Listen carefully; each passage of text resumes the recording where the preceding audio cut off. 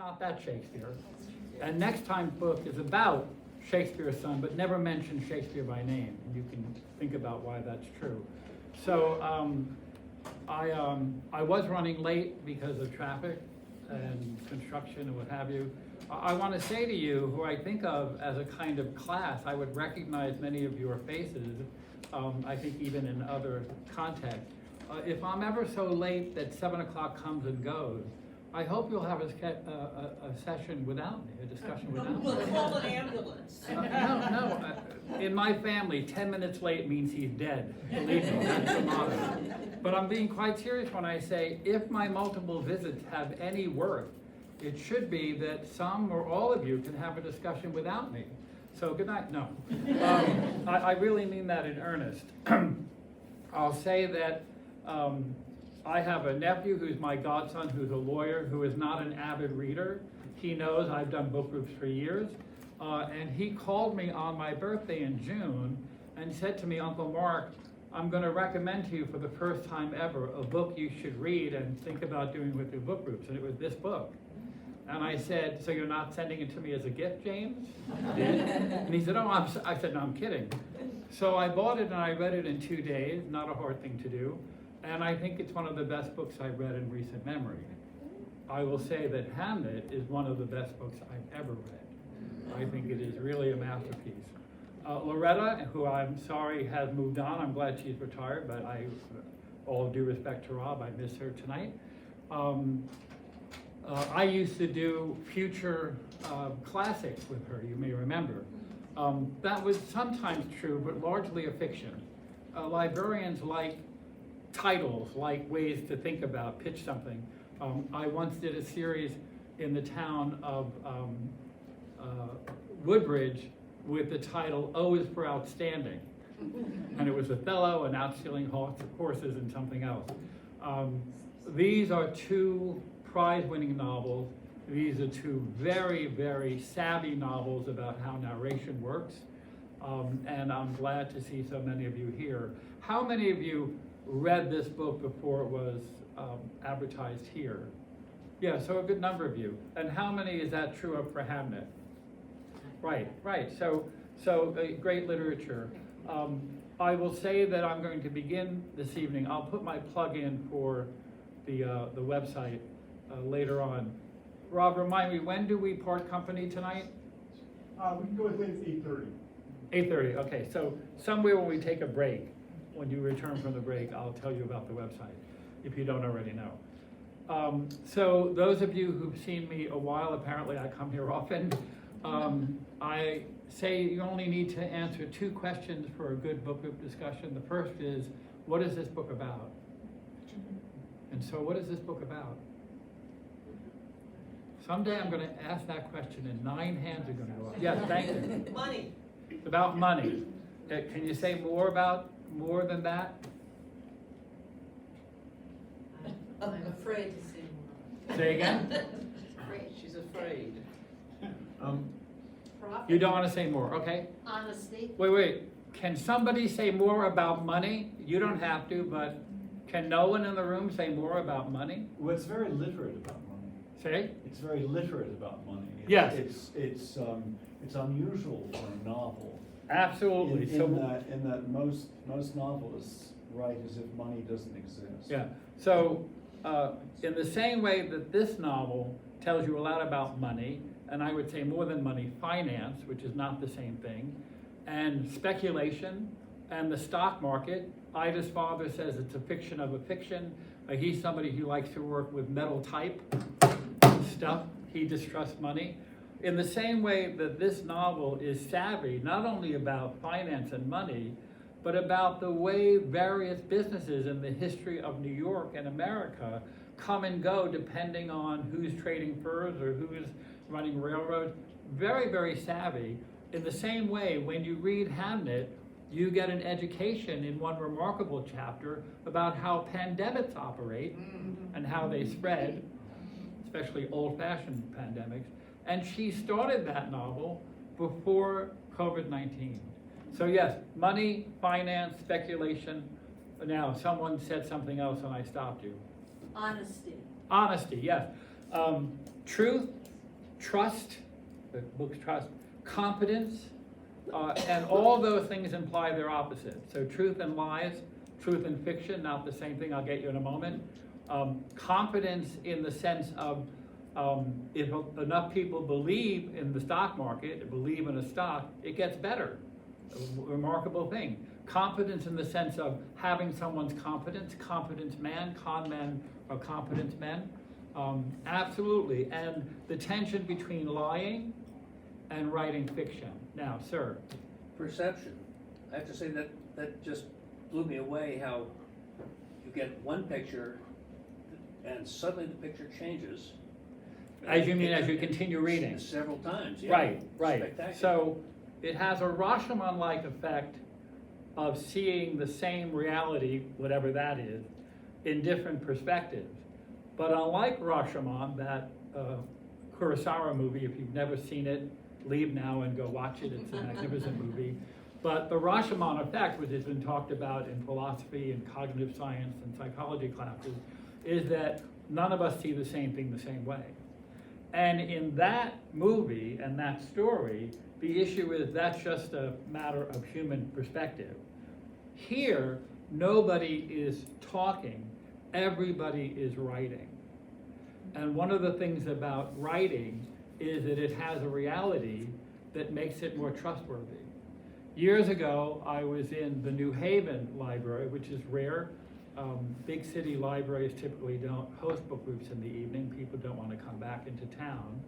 And a man, it's always a man who asks this question, said about the novel The Kite Runner, excellent novel, this is maybe 10 or more years ago, he said, is this novel real?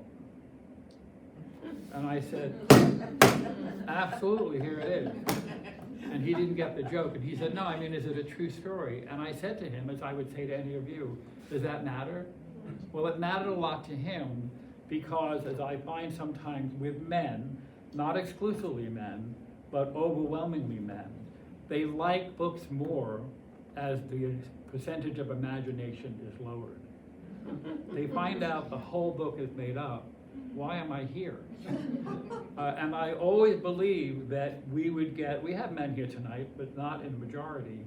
If we had a vote at the end of this meeting, there'd be more men. In fact, they might be electioneering outside. If this were a zoning planning meeting that had something to do with trust, we'd get a lot of men.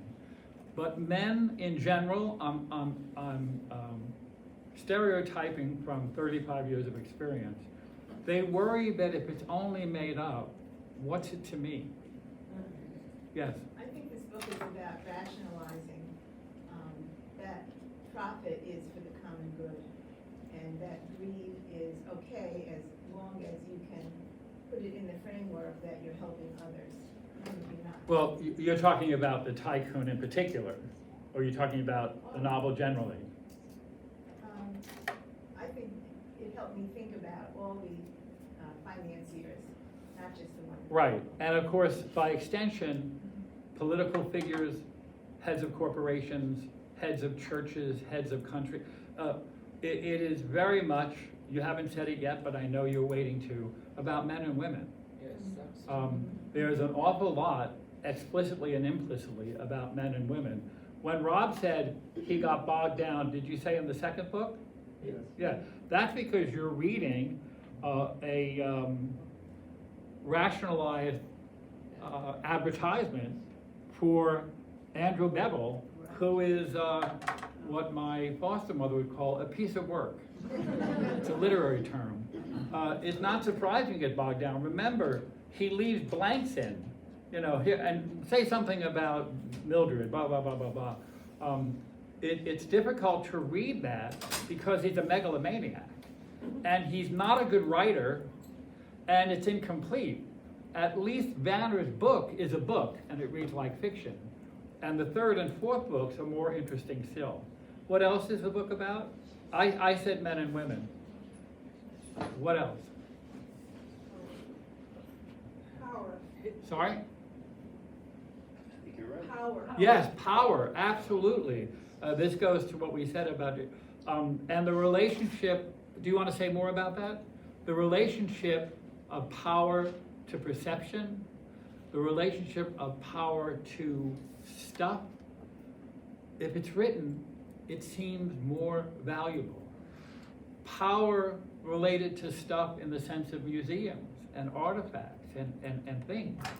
When Samuel Johnson was talking to his biographer, Boswell, Boswell said, Bishop Berkeley has a theory that the whole of reality is just a dream kept alive in the mind of God. You may know that. Berkeley was an idealist. Spelled like Berkeley, pronounced like Berkeley. And Johnson, who was a great realist, said hogwash. And Boswell said, but it's a position that's impossible to prove, right?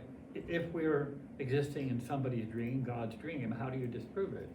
And Johnson said, here's how you disprove it. He walked over to a large boulder and kicked it and almost broke his foot. This is not a dream, said Johnson. It's not an argument, but it's persuasive that this seems real. And one of the things about the book is the tension between things that are real, like artifacts, like commodities, like furs or oil, and things that aren't real, like shares, like speculation. I am doing, through my website, in a couple of weeks, the great last full novel by Dickens, Our Mutual Friend. And in that novel, there is a couple with a young daughter who's looking to come out into society, and they have made their money purely through financial speculation.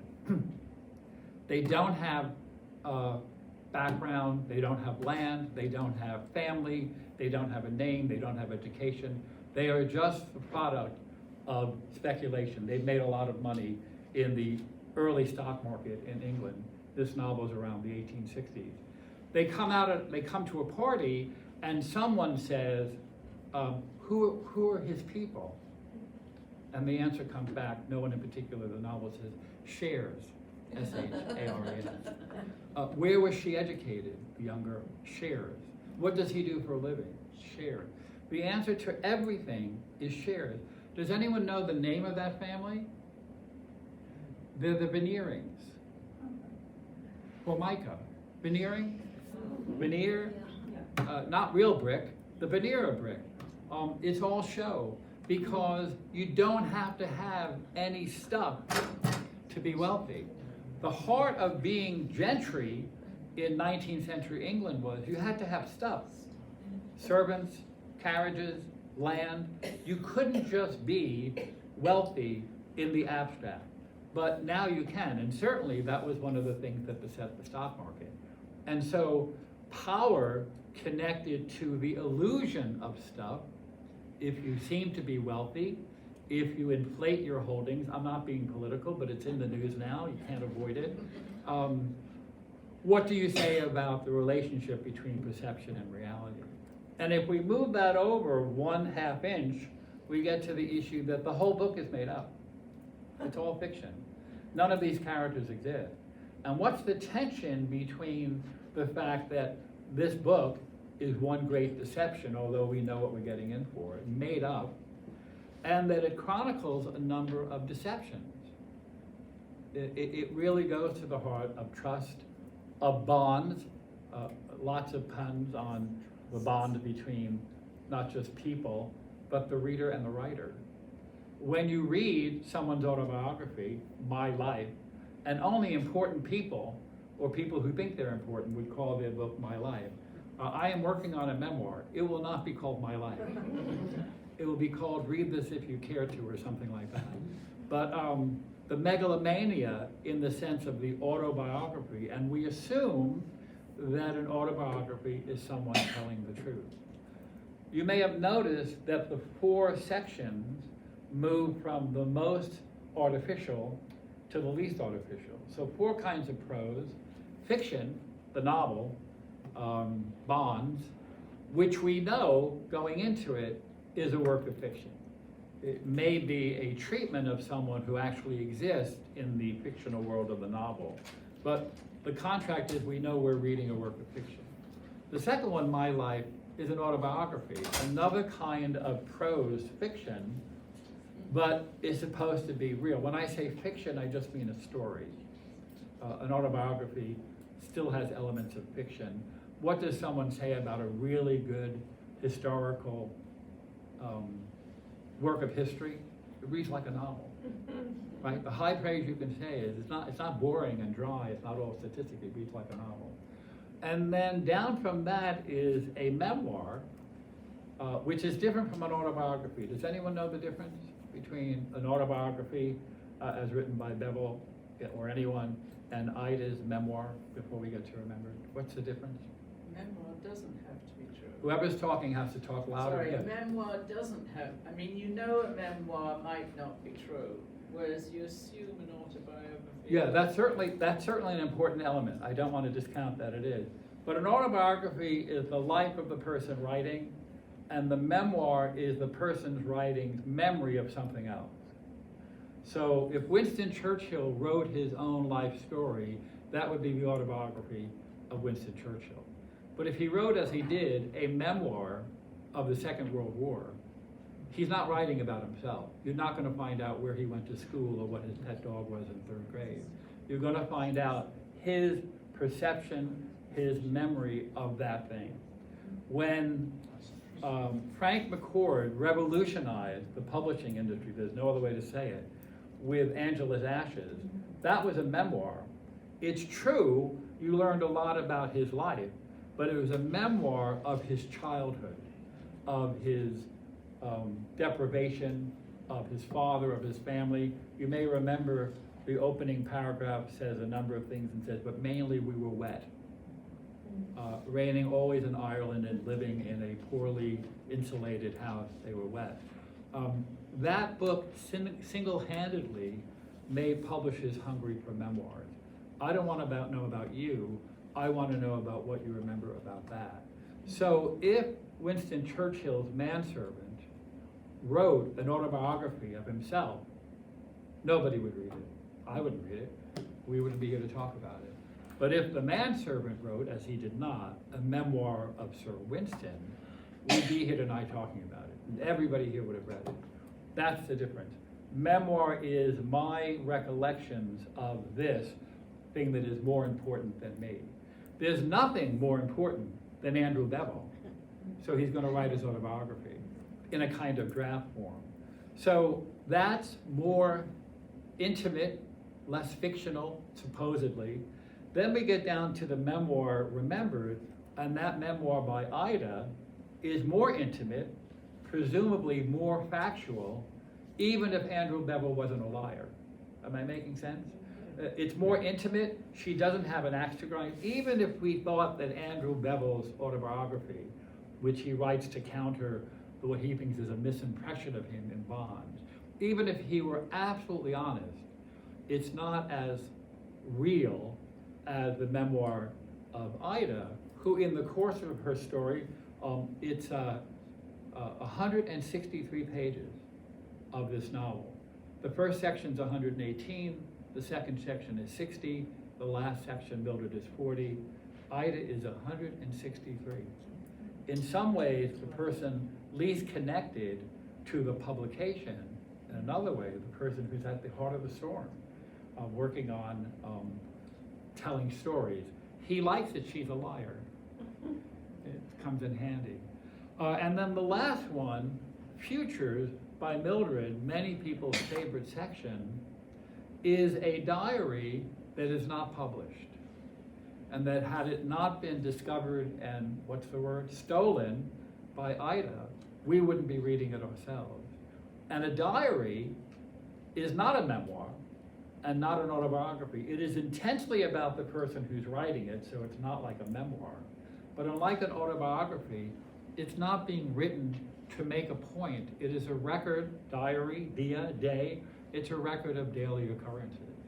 And a diary can be quite flat and uninteresting. There are some entries that are not particularly interesting.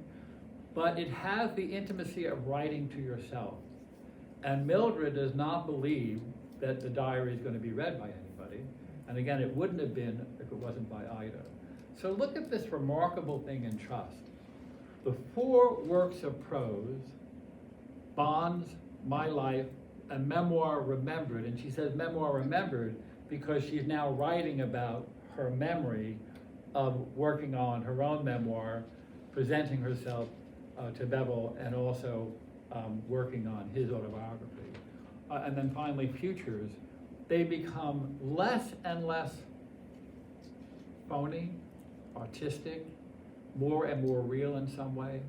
And did anyone notice that the first two sections are by men, and the last two by women?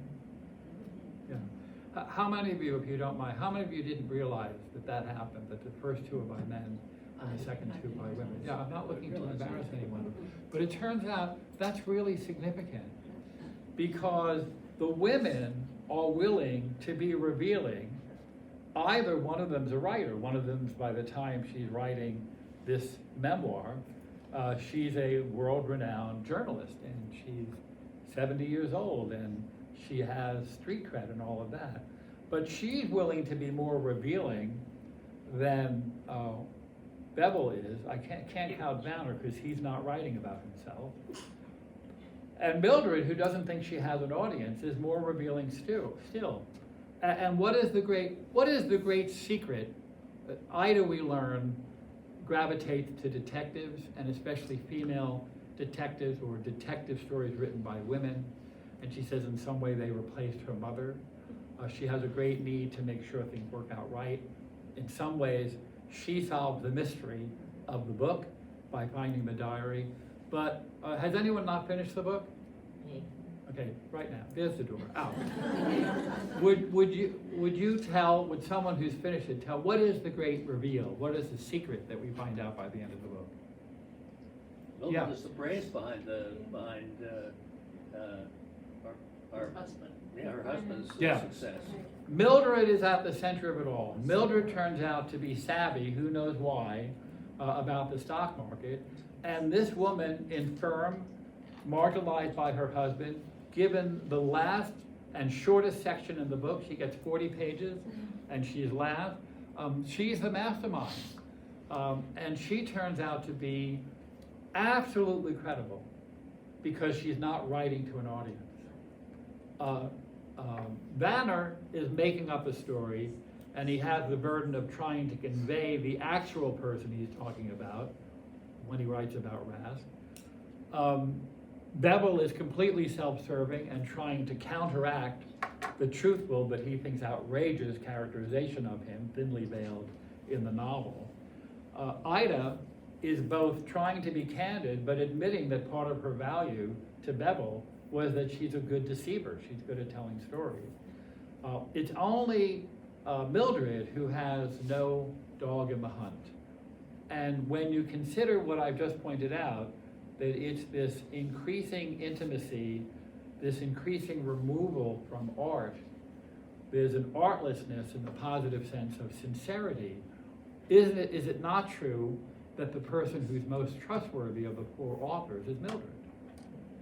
And it's not an accident that she's a woman. It's not an accident that she's not a public figure except as a wife to her husband. And it's not an accident that she's ill, that she's infirm. There's something of a kind of ancient classical figure of someone who is unfit for this world, but very, very savvy. It makes for a remarkable structure of the book, even if the individual books were not so interesting. And they are interesting. I was fascinated by the long list of how different, I mentioned this earlier, commercial commodities and industries took over the stock market. Nobody's trading in furs from Canada in the stock market these days in any way that matters. Someone's hand went up, yes? I have a little bit of a different take on that, and On which that? on the role of Mildred, and that in her last part, that she's the most sincere, maybe the most trustworthy. Just a little louder. Yeah, thanks. Go ahead. Yeah. So you said correctly that she is a mastermind, and I was wondering why Harold Vanner portrayed her as a psychopath, or, you know, even though it sounds as if she did have cancer. And then it turns out that she had a lot of correspondence, actually, that came out in her diary with Harold Banner. And that, and so my thinking is that she masterminded her, what he wrote about her,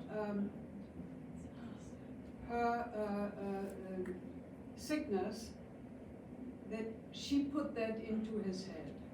Okay, That so she- when you say you have a different take, what you're saying is you think one of the things she did is that she fed him information about her Yes, to create an impression of her that she wanted in fiction. exactly. Yeah, so when you say a different take, I agree with that completely. Oh, you did, you do, okay, yeah. Well, when I say she's a mastermind, I don't mean she's just very smart. I'm very smart. I'm not a mastermind. And if any of you are masterminds, keep it to yourself. I would have gotten to it if we did, that one of the things she does is she manages to create an impression of her publicly by not writing her own story, but by getting Banner to think, oh, and there's this crazy dysfunctional wife. First of all, it makes the scam harder to find, and there's a genius in her madness. Yes, I agree. I would agree with that completely. So in that respect, you know, both women basically write the stories that the men are. Right, and not supposed to be basically, writing, they right? do. So Mildred can be seen as feeding at least a portion of Banner's perception, certainly the portion about herself, by feeding him this behind the scenes. And we know that Ida has been instrumental in creating whatever we want to call Beville's autobiography. I agree with that completely. It just means that in addition to what we learn from their installments, book 3 and book 4, there's this other thing going on about, you know the old saying, behind every successful man, there's a woman who's amazed. No, that's an old joke. There's a woman. And the stock market, high finance in America in the first half or quarter of the 20th century was not famous for women. It's not famous for women now. Women don't do very well in the world in terms of how they're perceived. And this book quietly gives women agency in a story and a time period where they had none. Where they had none. And I think because Mildred takes her satisfaction from what she was able to do, the funding for philanthropy and the arts, the music that she loves, she doesn't need credit for it. She's doing God's work in a way. She's doing it for the benefit of others, which is what Beville keeps saying. The good thing about being a tycoon who makes a lot of money is you help the world, you help the world, you help the world. We've heard that with certain larger-than-life personalities, business people, usually men. So think about how, we've been talking for less than half an hour, think about how nuanced and complicated this is, just from the point of view of the structure, even if none of us remembered the actual substance of their books. You know, I haven't read yet out loud from the text. I could imagine myself writing a novel like Great Expectations. I could imagine. I can't imagine writing Ulysses. I can't imagine writing this book, even if I knew finance. The delicacy of the way that it is framed and the intelligence about how fiction works would be beyond my creative power. I can talk about it now that he's done it, Diaz, but I could never imagine this novel as a project of mine. Any comments about anything of your reaction to the book in the context of the way it's structured, this remarkable structure? You know, it doesn't say at the beginning, there's no arranger. When critics had to deal with Ulysses, which has a different perspective and narrator and style in every one of its chapters, They didn't know how to refer to, it's not the author is dead, long dead, and the book is still here. It's not a narrator because it changes from book to book. So they decided they would talk about the arranger in the same way that men and women work on arranging other people's music. Somebody, some fictive voice has presented to us these 18 books in the way that they have, and that person's the arranger with a capital A. There is nobody saying at the beginning of this book, we might as well begin with Bonds, the book. There's none. You're just thrown into it. And unless you do a little work ahead of time, I hope you didn't, unless you do a little work ahead of time, you read Bonds not knowing what's coming next, and then next, and then next. But if you do what I do with all books, which is preview them, not for plot, although if I found out the secret early, I wouldn't be crushed, but for structure. And when I see this and see futures, Mildred Bevel and Andrew Bevel, their sister and brother are married, and a memoir, remember, wait, it's 163 pages. I mean, I have a lot of time on my hands. I write down the page length of each section. 163 pages is half the book. I wanted to know who is this Ida, and it turns out she's central, almost literally central, to the book. That's all well and good, and we haven't even talked about the content yet. So, I'll stop here at halftime, at a half hour in, to say men and women, absolutely. Jack, Ida's boyfriend, is not happy that she's successful, not happy that she makes more money than he does. There's a lot about power dynamic. Ida, like all good, she's talked about in terms of the time period as a secretary. I'm not using that word in general. But like all good secretaries, she knows how to manage her boss. And one of the things that's true, I just did Black Boy, Richard Wright's memoir, last night. Today, Thursday, yes, last night, on my website. It's a fact that people in minority culture, wherever they are more knowledgeable about the people in majority culture than the other way around. Blacks know a lot more, certainly in the 1940s when the memoir was published. Blacks know a lot more about whites than whites know about blacks. They needed to. Sorry? They needed to. Yeah, So did we. I was making a statement of fact, I wasn't explaining, but absolutely. The Indians, Asian Indians under the Raj, the imperialist British, they knew the Brits. The Brits didn't know them. They didn't think about them. They were invisible, Ralph Ellison's Invisible Man. In general, women in America understand men better than men understand women. And I don't mean in the sense of what does a woman want, or I can't figure out women, because men don't pay attention to women the way women pay attention to men. It's a survival operation that's implicit. And both of these women, who are writers by default, one of them a professional writer, one of them a diarist, are much more savvy about the world and finance and men than anybody, any male in a novel seems to be. And I do think that's part of the enterprise of the novel, part of what the book is about. I can easily imagine somebody reading this book on their own, not with the benefit of a book group. I don't mean the benefit of me, I mean other people. And maybe never asking what is this book about, because it seems obvious. And it turns out the book is about a lot of important things that aren't just finance. Remarkable. Yes? When the Nobel Prize was announced in economics, the woman who studied women in the Yes. workplace and in life, I thought of this book. Yeah, Yeah. Because I thought there was a direct connection. absolutely. Absolutely, no doubt. And yes, I was so surprised that I kept thinking, as I'm reading part 3 and 4, this is written by a man now. So the author is a man, and he seemed to have a good handle on yeah. women. Did that surprise you? Pardon me? It That surprised you? Yes. Because you thought only a woman could understand women so well? So well. Yeah. And so I Googled him, and he is very beholden to his wife and his daughter, so I don't know, this is a special man, but yes. He's it a did smart surprise man. me. So you can go online and there is a CBS interview of recent vintage with him that's very interesting. Oh, I saw, it's. But I want to say something, I hope you don't think I'm making this at your expense. Every year that I've taught literature in one venue or another, someone has said, I can't believe Michael Cunningham understands women so well when he writes oh, he's gay, oh, that explains it. That's absurd, that answer.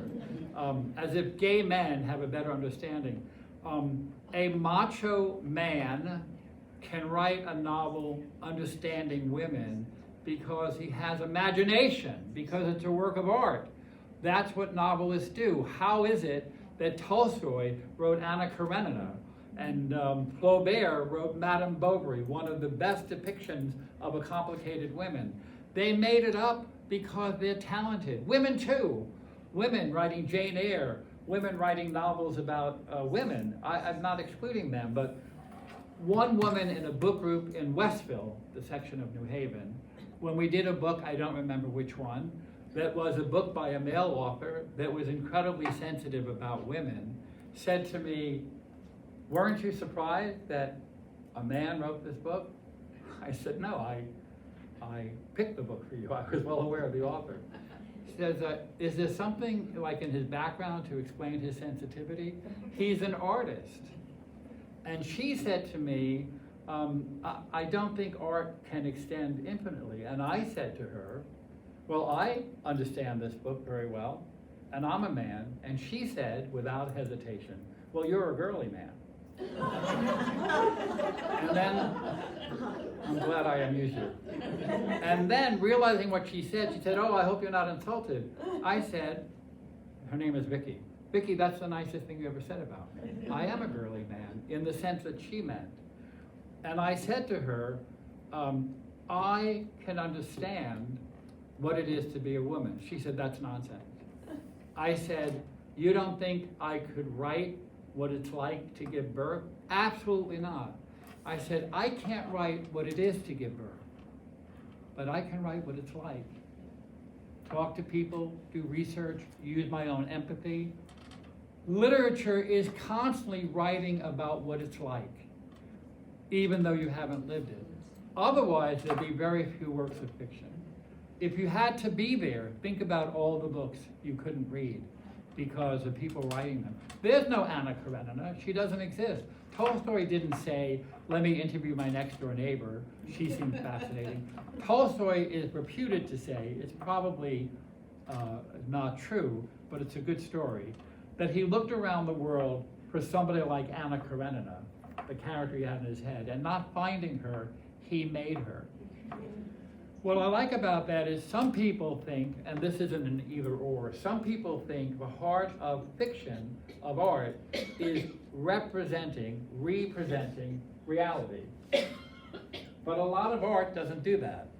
A lot of art is not real. It's not trying to convince you that it's real. There can be paintings that have photographic realism and credibility, and you say, that's so good, I thought it was a photograph. Photographs are works of art. How is that true? They just pointed a camera. Yes, but pointing a camera turns out to be an act of art. And lens setting and developing and all of that. If you think of art as not only representing reality, Saul Bellow in The Adventures of Augie March tried to represent his own childhood as a Jewish boy in Canada. It's a remarkable read, and it is a memoir. But there are some writers who feel, I want to write about what doesn't exist. I want to create a character like Madame Bovary, who never existed before. I'm not looking for realism, I'm looking for art, realistically presented. When you read it, you believe that Madame Bovary actually existed. I taught here and in other libraries in the 80s and 90s a series of presentations called Imaginary Women. Emma Bovary, Hester Prynne, Jane Eyre, on and on and on, some of the women we talked about. And the issue is that I know more about Hester Prynne, who's not real, than I know about, I think, anybody in this room. And most of you are real, I'm assuming.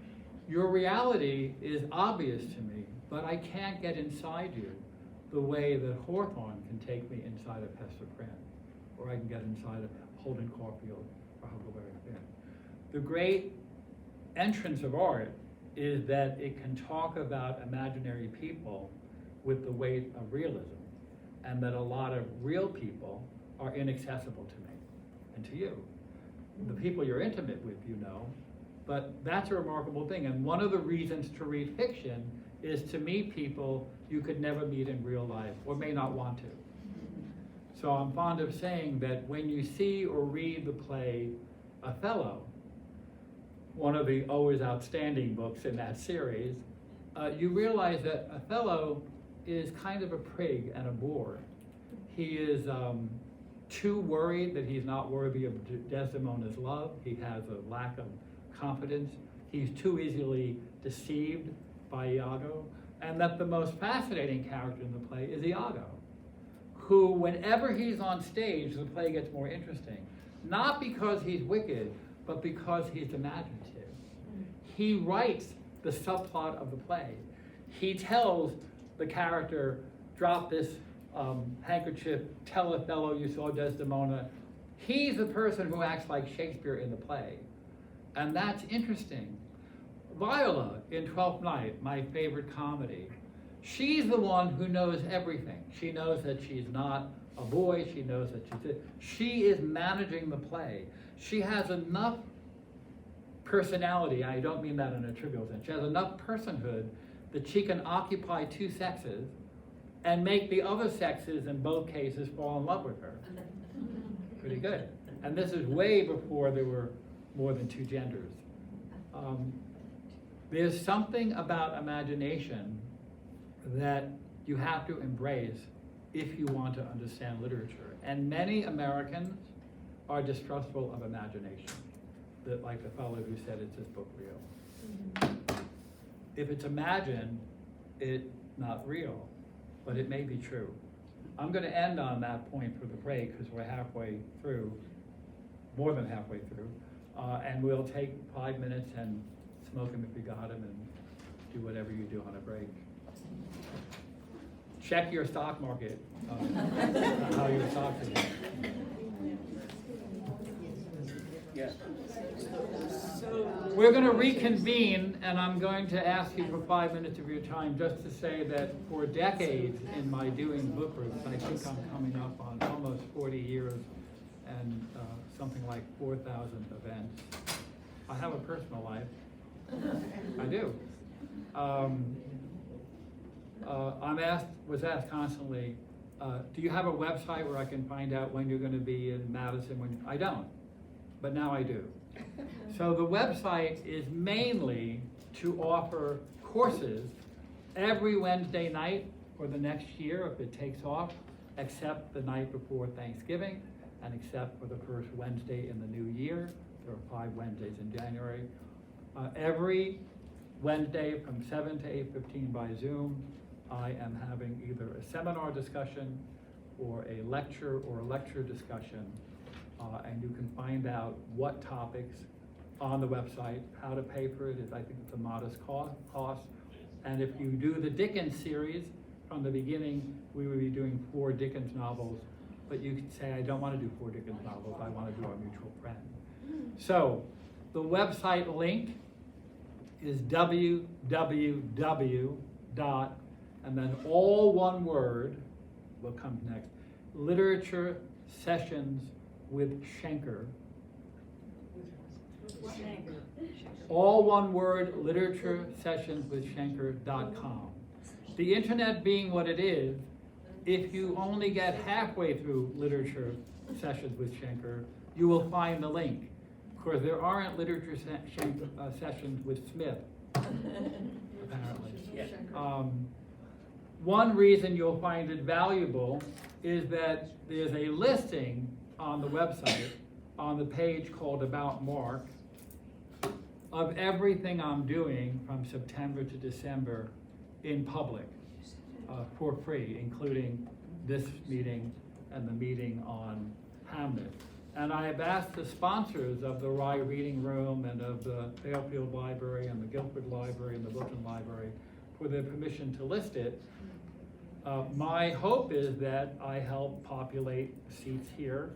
When my web designer said to me, I had met her just a few weeks before she began working for me, why would you want to advertise your free series and maybe take people away from the series that you get paid for? Well, I'm not in it for the money. It's not a whole lot of money. I'm doing it because people have asked me for years, where are you going to be when? And now I do it because if it weren't for the librarians over the course of decades inviting me to do programs at their libraries, sometimes more than 100 times, some people don't learn, but here we are, I wouldn't have a platform to advertise a website. Who's this guy? So you'll find out something about me for good or ill, but if nothing else, you can find out what I'm doing September to December, and then sometime in November, the next 4 months will come up. The sessions are designed that if you take the How to Read a Poem series, it's the third Wednesday of every month, September, October, November, December. It has to be a month apart because sometimes you're reading big books. A lot of this is explained on the website, again, www.literaturesessionswithschenker.com. So thanks for letting me give the plug. The second question I always ask you to ask yourself or ask your group is, what's it like to read this book? Question you can't get wrong. What's it like to read this book? And I've said before, but I'll say again, that if your book group tends to ask, did you like this book? Did people like this book? That's not a very profitable question because it tends to be a yes or no question. And if a number of people are on one side of the equation and a small number on the other, the people especially who didn't like it, if the most people say this is wonderful, it makes for a strange dynamic. And you feel you have to defend liking or not liking the book. Any good book discussion, how long does your book group meet when you meet your book group? Oh, once every 2 hours? Yeah, so most book groups are an hour and a half or 2 hours. Yeah. Sometimes there are light refreshments or heavy drinking, I don't know, but if you spend an hour and a half with people in a room talking about a book and you haven't figured out who in the group likes or dislikes the book, it'd be surprising. But nobody has to defend when they say, this is what it was like for me to read this book. I found this book very confusing. I don't mean this book, a book. I found this book very charming. And I've given this example before. Someone can say about Great Expectations or Oliver Twist or David Copperfield, the thing about Dickens is he's kind of cartoonish. His characters are more like caricatures. He's very sentimental. There's a lot of impossible coincidence. He doesn't seem to have sophisticated ideas the way that, Henry James or George Eliot does. He's kind of, I don't know, cheesy. And someone else in the room can say, that's what I love about it. I love the melodrama, the impossible coincidence, the cartoonish nature, the caricature. If you've ever seen a caricature of someone you know well, not you because you'll hate yours, you recognize that this exaggeration is more like the person than some photographs you've seen. You've captured her perfectly, artistically, in the exaggeration. Right. Maybe her nose is longer than she'd like to admit. Maybe, that's the nature of Dickens. Those two people do not agree about whether they like the book, but they're spot on about Dickens. What one person doesn't like and the other person likes is the heart of Dickens. So, what's it like to read this book? Yes, yes. It wasn't pleasant at the beginning. That the initial story felt very choppy and so on, and I'm saying to myself, why am I reading this? The second book made me ask that question even more. Why are we reading this? Because it was for a book club. And it wasn't, but it did give some additional information, or at least helped a little bit to sort of get a feel about how the two are connected. It wasn't until Ida's story that I felt I really started to like Women. the book. Yeah, no, I'm not making a joke. I don't mean that Diaz set out to do that, but the fact that both of the first two stories are not only written by men, but they're then with an agenda. Vanna wants to write a slightly veiled indictment of Bevel, and Bevel wants to write a, what's the word I want? Transparent attempt to counter that. The women don't have an agenda in that way, even though each of them has a lot to reveal and a much more interesting story. Ida is a writer. Her father is a printer in the old style of setting print, and he's interested in stuff. He's interested in the material, even though he's a dinosaur. He's interested. He doesn't believe in finance because it's not real. Yeah. Thanks. Other comments about what's it like to read the book? Yes. Well, I didn't do due diligence before I started to read it, and so when I got to When you the say due end- diligence, what is that? You mean? Well, I didn't read about it and the structure. and You're not so I- required to do that in this Okay, course. well, so I read the first story, and then I start the second one, and I say, wait a minute, they sound like the people in the first one, but they're not the people in the first one. So it just, and actually, I'm kind of glad I didn't really know that starting, and then Yeah. then that's when it got really interesting, when you went on and you had Ida and you understood what was happening And in the end, did you enjoy the book? oh, yes. Yeah. Very much, but lots of questions, and lots of interesting discussion about, well, who do you really believe here in this case? And was the timing of his death staged such that she could go get the diary? And why was that all off limits? Yeah. Had he read it? And then people say, well, if he read it, he probably would have trashed it. Think about how magical this is. The stock market actually crashed. We get that.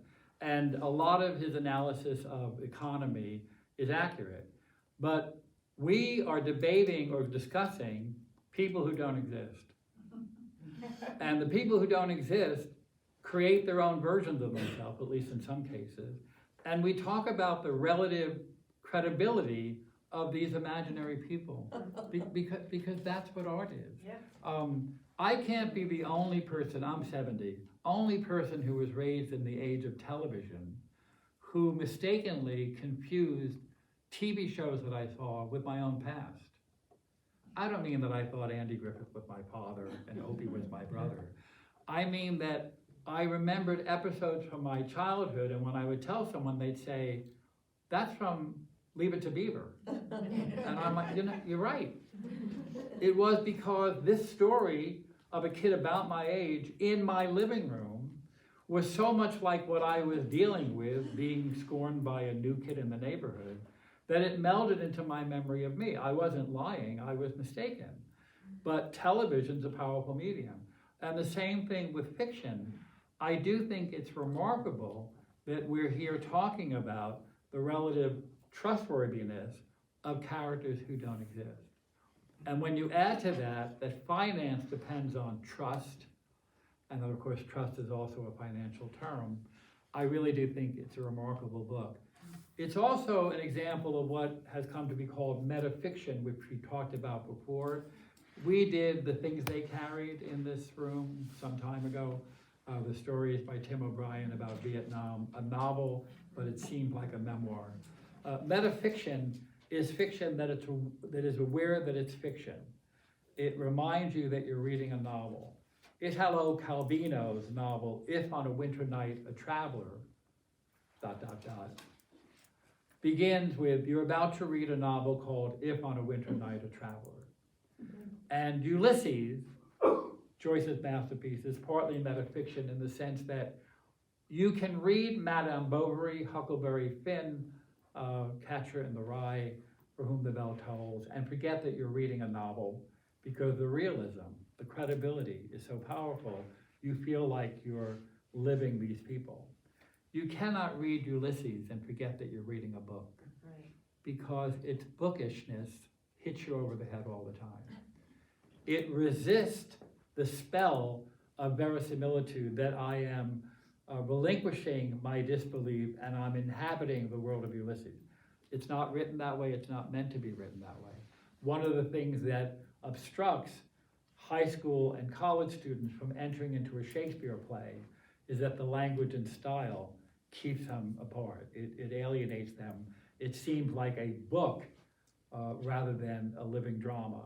Which is why I always tell students and teachers, take them to the play first, show them a recorded videotape version of a BBC Royal Shakespeare. Every one of Shakespeare's plays has been recorded. I don't know if they're all available for free online. Show them the play in action, where they at least, even if they have trouble with the language, they don't have to figure out who's standing and who's listening, that kind of thing. Metafiction says you're reading a book. So when you read a book that doesn't announce why it has 4 sections by 4 different people, and if you don't do any work ahead of time, and believe me, my students are doing all the work. I mean, the preparation they do to read a novel would put D-Day to shame. I mean, the planning, because they want to know everything. It's a mistake because they don't experience the realization, I see what's going on. When Robert Louis Stevenson published The Strange Case of Dr. Jekyll and Mr. Hyde, and even, I would say, grade school, maybe this isn't true anymore, high school students, I think, would know what was meant by Dr. Jekyll and Mr. Hyde, even if they didn't know where it came from. I think they would know who those guys are in the sense of one of them's a good guy and one of them's evil, but maybe they wouldn't. But when it was published, nobody in Victorian England knew that Dr. Jekyll was Mr. Hyde. And there was no due diligence to do, because there was no Cliff Notes or internet. And in the novel, Dr. Jekyll's neighbors cannot figure out why the good doctor would consort with someone like Mr. Hyde, who looks despicable, and Victorians believed in the art of physiognomy, that aspects of your face revealed your character. Ugly people were wicked. They can't figure out why the good doctor would allow such a man, first of all, to consort with him, and then to move in. And being Victorians, the people in the novel think, oh, it must be blackmail. And if it's blackmail in Victorian England, it must be about sex. Mr. Hyde has something dirty on Dr. Jekyll, which is almost certainly that he's a homosexual or incest or something. It's not embezzlement. That's not interesting enough. It's sex. And it changes the novella completely if when you're reading it, you don't find out until pretty late that it's the same guy. The genie's out of the bottle. You can't go back and not unknow that. But think about it when people were first reading it. Think of the aha moment when it's the same guy. Whether you know that from The Crying Game or from Citizen Kane. 40 years ago, Sunday Times art section had a box down on the right-hand corner which had the reveals of 40 or 50 movies. It didn't tell you which movies, but it said, he's a girl, it's a sled, they're people, if you know Soylent Green. It's the planet Earth, fill in the blank. And the challenge was you had to figure out from that line what the movie was. But they spoiled the ending of 50 movies. But their point was, if it, by the time 1997 or whatever, you haven't seen these movies, that's on you. So I do think it's a different experience if you read the book and have the reveal come upon you. Now, I've been doing book groups for more than half my life, and decades ago I stopped reading book reviews for 2 reasons. One is they tell too much. They tell way too much. I tell my undergraduates, if there's a preface by the author to a book, read it. But if there's an introduction by a scholar, don't read it, because the scholar doesn't respect that you want to read the book without knowing the ending. They're too scholarly. Read that at the end. An author's preface is intended to be a preface, but a scholar's introduction is often a spoiler. So I stopped reading reviews a long time ago, partly because they were, and partly because I don't know everything, but they weren't helpful enough for what I wanted. I preferred my own reaction for whatever it's worth.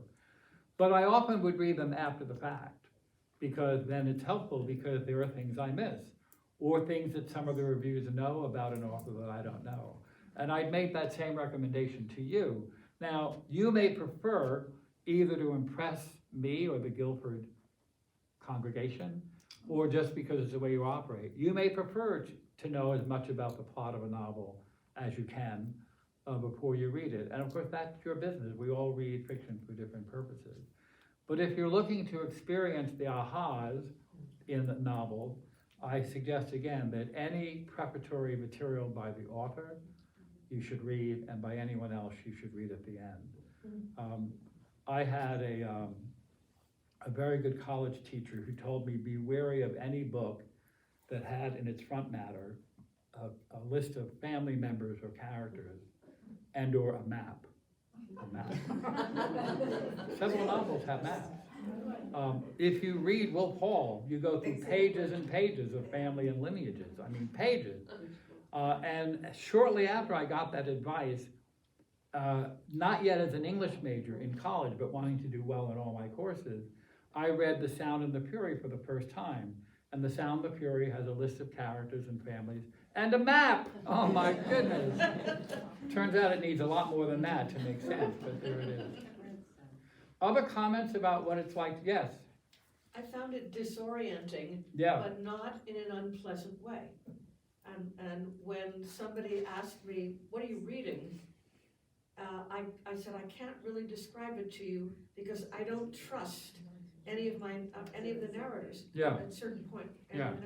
So I felt like I began in Edith Whartonville and I ended in some kind of weird, Freudian weirdo stuff. Yeah. And I liked that it was 4 different journeys. Yeah. So when the novel first came into being, in England, most people credit Daniel Defoe. Daniel Defoe's Robinson Crusoe was the first novel. What the novel did in prose was something that novel has never been done before. It talked about a regular person, not a king, not a queen, not a statesman, a regular person in prose, an extended prose. It wasn't a short story or an anecdote. And it told you something about their interior life. Defoe was a perfect example of Robinson Crusoe because we had to know him because he was on an island by himself. Those were two new things. This is early 18th century because the culture had decided that regular people were worthy of art, decorum, what can you write about? And they weren't worthy of writing an opera or an epic story like about King Arthur or even a set of poems. They were worthy of prose, lowly prose. And then it turned out that Moll Flanders about a prostitute and Joseph Andrews and a lot of novels started appearing as prose narratives of everyday people from the inside out. The great gift of the novel is to make the personal public, is to give reality to this person.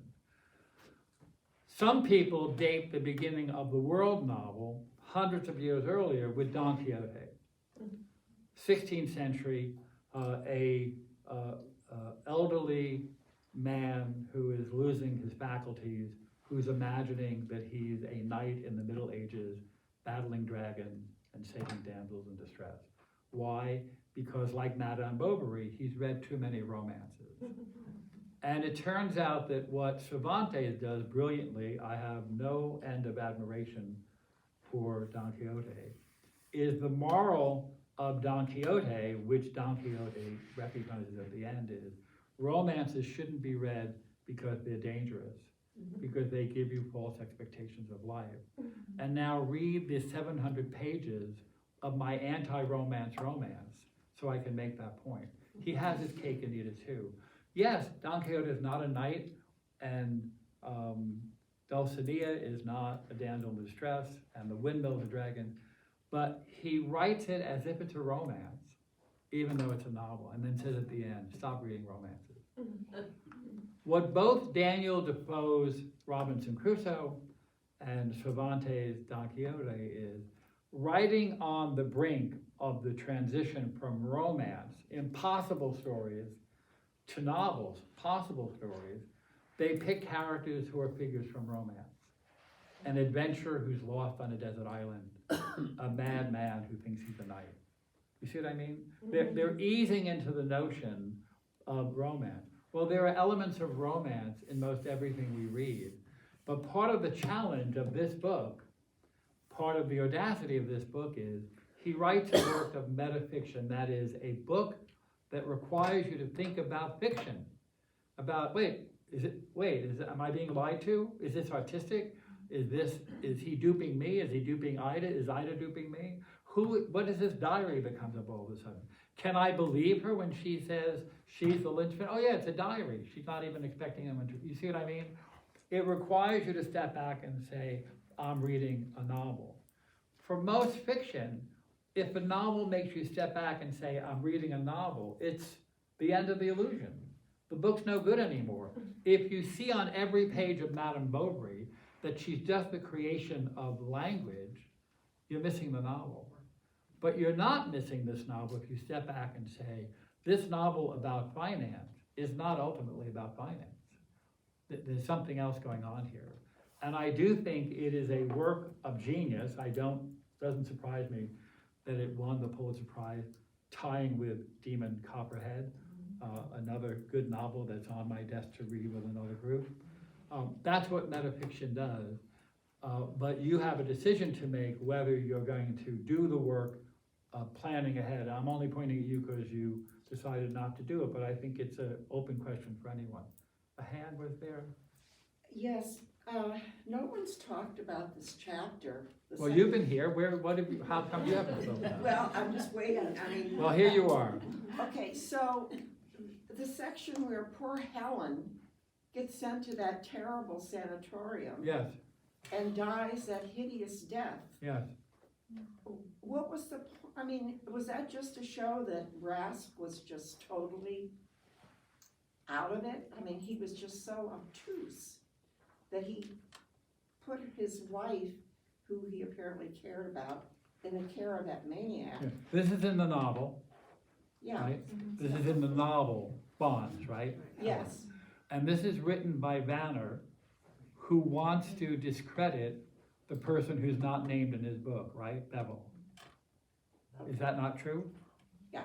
Does that not help answer your question? yeah, Yeah. okay. Yeah. Vanner can be very heavy-handed. It turns out that the truth is also heavy-handed, even though it's not written by someone with an axe to grind. It turns out that Vanner's heavy-handedness in indicting Bevel is one thing, but Bevel's transparent attempt to try to make himself look good, and by the way, I saved the country, and by the way, is also heavy-handed. It's two versions of men writing, using language to create their own reality. Does that help? Yes? So, this is my friend's observation. You have to talk louder. This is my friend's observation, but what do you make of? By you mean everyone in this room, right? Sure. Look around when you say it then. Everyone in this room. Good. Why does Mrs. Bevel not feed Vanner the big reveal? Why does she? No, wait a minute, that's your observation. No, that's your. Mine was, my question is, what do you think was motivating Mildred to give Vanner information? What do we think is motivating Mildred to do what? To give Vanner information, why is she The writing? information that she does, but not the big reveal. Right. Exactly. And see, Why I- does she pick one? You know, I think that he's she's- a horrible guy and clearly feeds Vanner that truth, but doesn't feed Vanner, hey, I was the real brains behind this operation. Why doesn't she say that? Yeah. So that's your question, not your friend's question. Okay, just to make, we already have a lack of trust. You see, this friendship just ended. Did you notice that? You gonna answer that question? I was, Oh, go ahead. seeing as you said. Look at them. She should answer. They were My asking you. answer to that is that she would think that Vanner, being a man, would not believe the truth. That's what I figured, and maybe not just Vanner, but anyone. And if Vanner had, and so Vanner would not then take the rest of what she had to tell him about That's valid. valid, correct. And maybe, lots of possibilities, maybe he's not worthy of that reveal. That is the kind of scoop, right? Young Jack wants to be the next Ernest Hemingway. Maybe that's the big scoop. Imagine if that was actually true and you found out from the inside. I do think she's interested in feeding him information that distorts, and that's something that she's taking to the grave. We can ask the question, why doesn't she tell somebody? And that's for each of us to decide, given that we think she's an actual person. Why does anybody do anything? Quite seriously, yes. Well, my answer to that is that her husband's money is the center of her philanthropy. Yes. And her philanthropy is the center of her understanding. She has a very deep understanding Absolutely. of musical structure, for example. Yes. She may have perfect pitch in, Right. in the way And she she's very describes good, it. a very good reader. Yeah, and so that's my answer to that. It's a good one too. And also, she's a woman of her own time. A woman. But the Not first a part of your person. answer was that she's worried that it'll endanger her investments and philanthropies? I'm only asking, is that what you meant? Maybe, But isn't what you meant was maybe that's the answer? yes. Yeah, I'm not challenging you, I'm just trying to get clarity. Yes, I think that's possibly the Good answer. luck. I'm sorry, I'll get you in a second. I'll get you next. I'm gonna keep watching you so I don't forget. Okay. I taught a screwball comedy installment in Fairfield Public Library this afternoon at 2 o'clock on Ninotchka, 1939, Ernst Lubitsch, Greta Garbo, first movie in which she laughed, and Melvin Douglas. And when it was over, when the presentation and my conversation about it was over, there were a few minutes, and I pointed out that she retired at the age of 30-something after 28 movies. And one of the women in the front row said, "Why do you think she retired then?" I said, "I have no idea. I retired a few months ago, I couldn't tell you why I retired." What I mean is, I'm just here to talk about the art. When you ask me a question like, why did she retire, the actual person, I have no expertise. That's not a literary cinematic question. The question about why a character in a novel does something is fair game. But as we saw when we talked about the Keegan novels, there was some disagreement about why the girl's mother would have sent her to that particular family at that particular time. If a novel is credible, the more a novel has characters that seem to compete with actual life, the more you're able to imagine intentions and thoughts that you would of your next door neighbor. Now, I haven't forgotten you. I know you thought I did, because I looked away. You didn't think so? I knew. You should know me better. I just want to say that I think that Bevel's real violence towards his wife went far beyond self-aggrandizement. I mean, he wanted to erase her, and he erased her in his memoirs. He oversaw this treatment that erased her mind, and that he just wanted her to go away so that he could be the mastermind of everything. Yeah, erase And I is really a did good see it as violence. Say towards again? her, as violence. Yeah, I don't deny that. And my talking about his aggrandizement doesn't ignore what you just said. In the 19th century, in novels and in reality, husbands could have their wives committed on their say-so, and they did. Why? Because they were men. Even in this enlightened country, based on democracy and individual freedom, you all, those of you who are women, didn't have the vote until 1920. There are people alive in the world who were born in 1920. It's not that long ago. It took a long time to happen. I have taught the Susan Glaspell play or story, A Jury of Her Peers. When that story, a great story, a moderately good play, she rewrote it as a short story because she lost the rights for the play, and that in order to keep the rights, she had to rewrite it as a story. Women couldn't serve on juries. So the pun in the story that the woman who did something is being judged unofficially, not in a courtroom by a jury of her peers, plays on the fact, but you couldn't serve on a jury as a woman in the United States until well after 1920. I want to say that one of the things the book is most definitely about, and it wasn't mentioned early, but it was mentioned eventually, oh yeah, by me, men and women.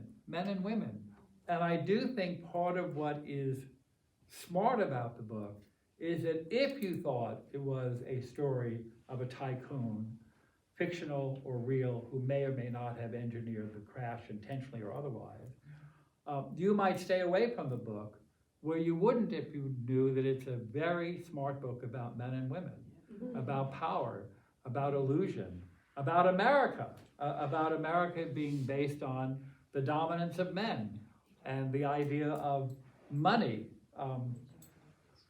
Life, liberty, and the pursuit of happiness, where the pursuit of happiness was also often conceived of in terms of material gain.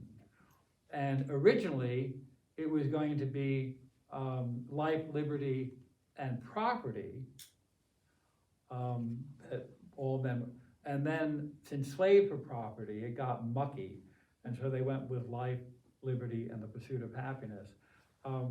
America is a very materialistic country from its origins.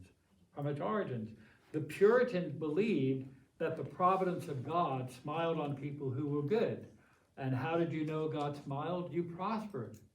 Your crops were good, business was good in the hardware store or whatever. They believed that God converted his providence into material goods. Didn't just make you a better person inside, made you a better person outside. America is a very fundamentally materialistic place. We are fascinated with stuff.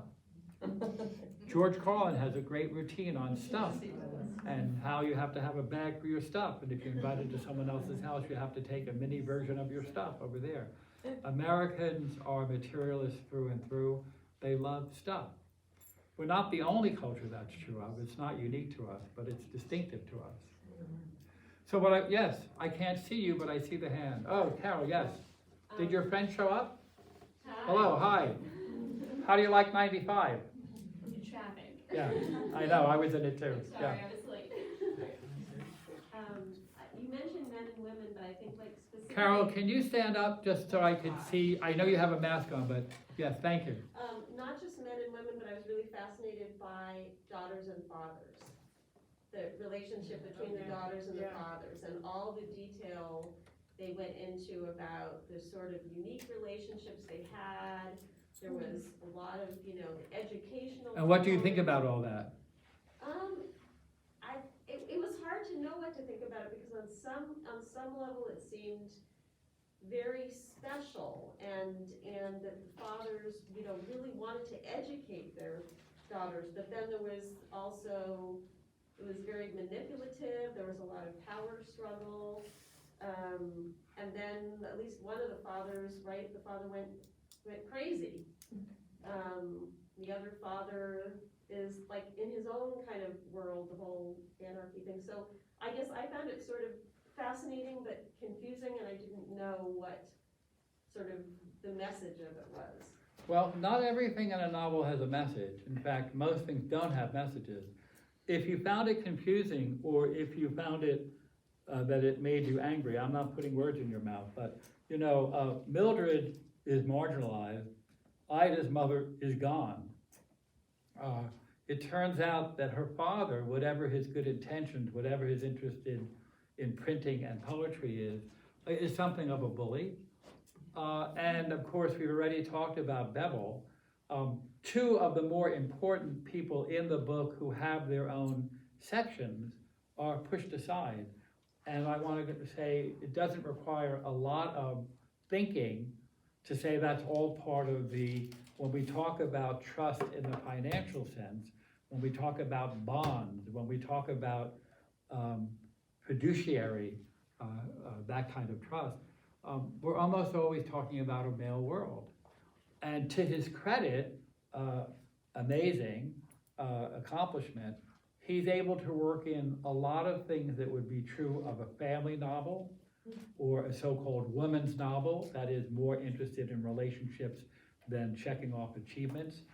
Back in the day, we don't do this anymore, but literary critics would talk about a female plot and a male plot. A male plot was somebody got something, like a will or a wife or an inheritance, and a female plot was somebody had an understanding of their relationship with other people. So Great Expectations, or David Copperfield versus Little Women. But there are books in which women get the husband. Reader, I Married Him, Jane Eyre. And people realize, I was going to say quickly, not quickly, that it's sexist to talk about a female plot and a male plot. But again, Carol, I think to the novel's credit, it brings in lots of things that we would talk about if these were people we knew, if Ida were somebody in our neighborhood. And you don't expect that from a novel that begins the way this novel does. This novel begins with a novel within it that has an agenda, and then is followed by an autobiography that has an agenda, that is followed by a memoir, which is behind both agendas in some way, and then the ultimate mover and shaker back to the first story, Bevel to Bevel, the second story, Bevel to Bevel, where there is not only a reveal of the secret, but isn't Mildred made completely humanized in that diary? You have such a good sense of her as a woman who's suffering. And of course, the meme so often is that men of power can't afford to be ill, and that women are sickly. Women are ailing. It must be some women's thing. The women can't be president because, you know, that thing happens every so many weeks. I mean, people said that seriously and not that long ago. So we're out of time, so let me preview Hamnet to you just by saying it is about the fiction that Maggie O'Farrell has created surrounding the historical death, you find this out before the novel begins, of one of Shakespeare's twin children, who was named Hamnet or Hamlet. They were interchangeable spellings. Shakespeare signed his name any way he pleased and changed the spelling. Spelling in the 16th century was like handwriting. You do it any way you want, really. I'm sure he signed his name sometime without an E, like the Mr. Shakespeare here.